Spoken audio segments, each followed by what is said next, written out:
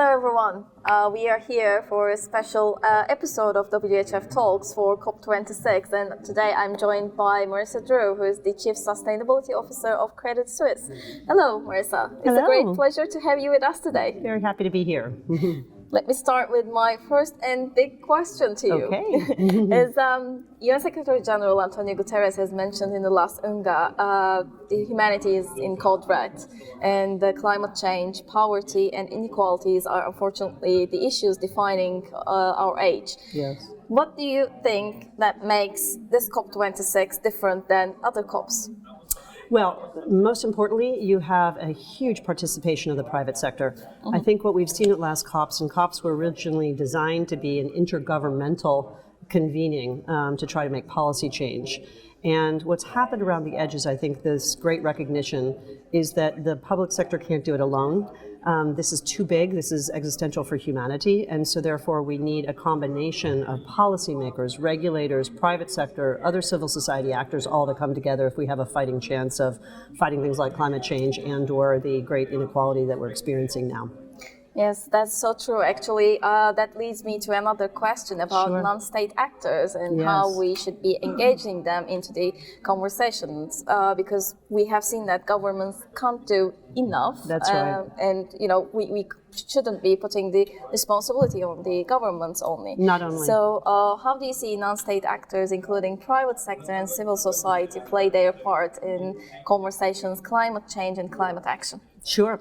So I think I'm informed by the UN Sustainable Development Goals, because when those goals were first put out into the marketplace, I think a lot of the world thought that these big challenges were the purview of government or possibly the philanthropic sector. But when these challenges were put out there and the academics and the scientists were able to then say, if we have a fighting chance of solving these big issues by 2030 or indeed climate by 2050, what's it going to cost? And when they started to do the math on this, what they realized is there's not enough government money or philanthropic capital in the world to get it done. We need to include the private sector. We need to mobilize capital from private investments. And I think that was a moment that the private world said, we must play our part. So now, here we are with this recognition and understanding. And so then how do we actually bring this into some sort of action plan? And what I'm encouraged by, and we're very much in the middle of this because I believe that our guiding North Star is mobilizing capital to solve some of the world's biggest problems, is to bring these groups of people, and I sometimes say unnatural actors, into the same project or the same capital structure when I'm thinking about this in the context of finance. So we are now sitting in a room where we used to operate in silos. We spoke different languages.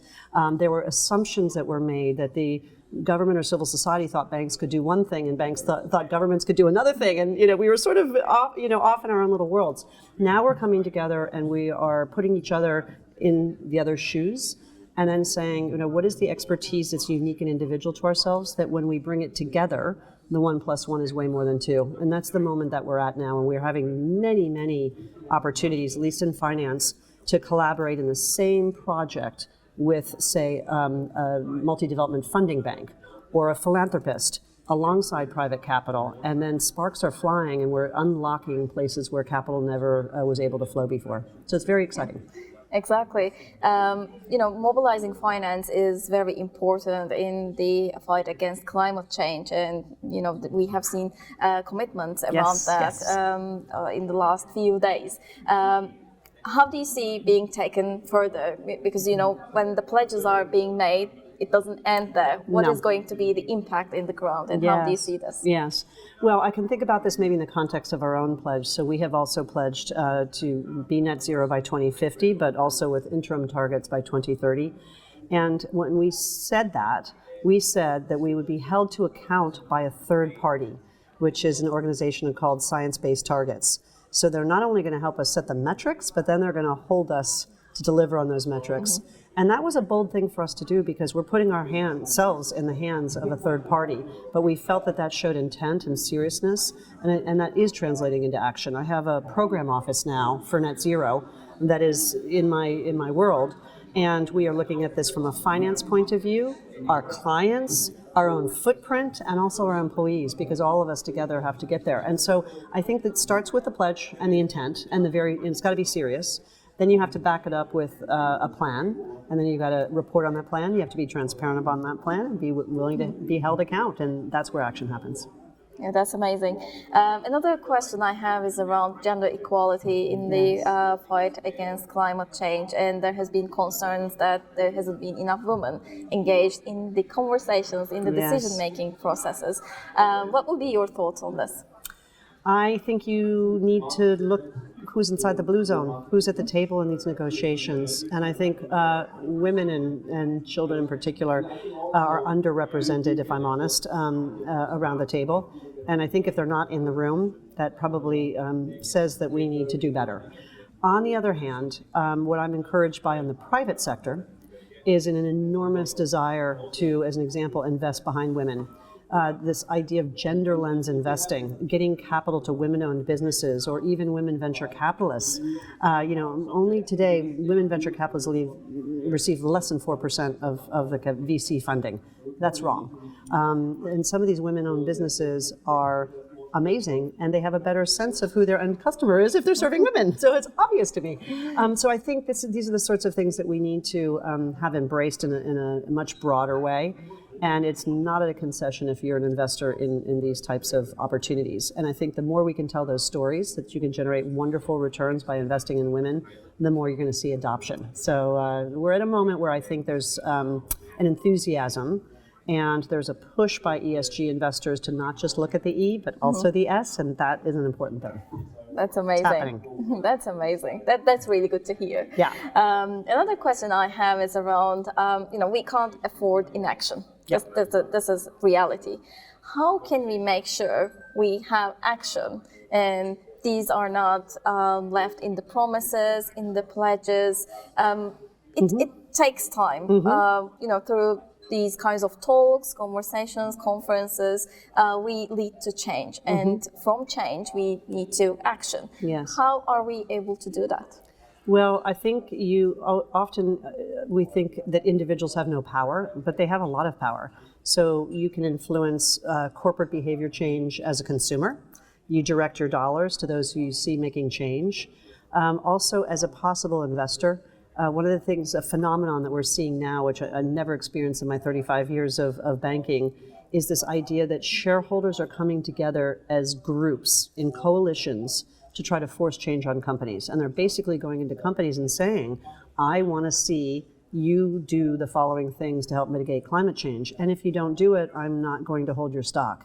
That's an incredibly powerful motivator. So I think power as a shareholder, as a consumer, all of these can drive behavior change because if you're a company that's aware, you need to be responding to your stakeholders. And we're seeing that type of thing happen. So I'm less worried now about action. I think in the past, people might have had good intent and made promises, but said, I'll worry about it later. I think what we know now is there is no later. Now we have to act. We don't have time. And so the world is watching very closely, and those who are actually seizing the moment and acting are going to receive the patronage of the buyer. They're going to receive the investment dollars of the funder, and they're also going to be on the right side of regulation. So it's a win-win, and to me, it's almost that question of inaction is going to lead to your own demise in some ways if you don't do something. That's so true. Here, during COP26, WHF's theme is 5 Ps. A lot of P's, I know. People, planet, prosperity, peace, and partnerships. How do you envision this working? Because this is also the framework used for defining SDGs. Yes. Everything is interconnected. What are your remarks on this? I think it's most important to think about those P's holistically, because I think what happens sometimes is one might get drowned out by the noise of the other. So climate has a little bit maybe sometimes put social in a different place. And I think if we are constantly challenging ourselves to remind of all the P's, and how they're interconnected, meaning environmental response or a transition isn't an acceptable transition if it's not a just transition. So we might be solving climate change, but if in the same breath we're not focusing on bridging inequalities, it's a big miss. And it's going to come back and undermine the good works anyway. So I think if we're much rounder in our perspective of who are we serving, it leads us to ultimately better outcomes. And that's where I get, again, optimistic, because the fact that people are talking about it means that they're aware. So we just have to make sure it stays in the mind share. And that's what we do in some of our humanitarian work, is we're constantly trying to keep it in people's mind share and say, don't forget about either the just transition or, don't leave those behind. And the thing is, I look at the UK as an example. They've said one of their core pillars of COP is to ensure that this is effectively a just transition, or vulnerable populations are not going to be left behind. Amazing. My last question is your final remarks. What would be your address, your comment to the future generations now? Future generations, wow. Well, I'm sorry. We did kind of mess it up in our generation. I don't think it was malicious. I don't think we knew better. And we know better now. And so maybe what we can do, if there's a legacy we can leave, it's to pass on those learnings to the next generation. But it's also over to the next generation to seize that moment and don't make the same mistakes we made. And, I sort of say, while you may not be happy about the world you're inheriting, you also have the power to change that world. So don't sit by as a bystander, get involved and create the world you want to see. Amazing. Thank you so much, Marisa, for all the powerful comments and remarks. It has been an absolute pleasure to have this conversation with you. Likewise. Again, keep up the great work. And we'll look forward to having another conversation soon, I'm sure, with all some good outcomes. Hopefully. Yeah. Thank you so much. You're welcome. Bye-bye. Bye.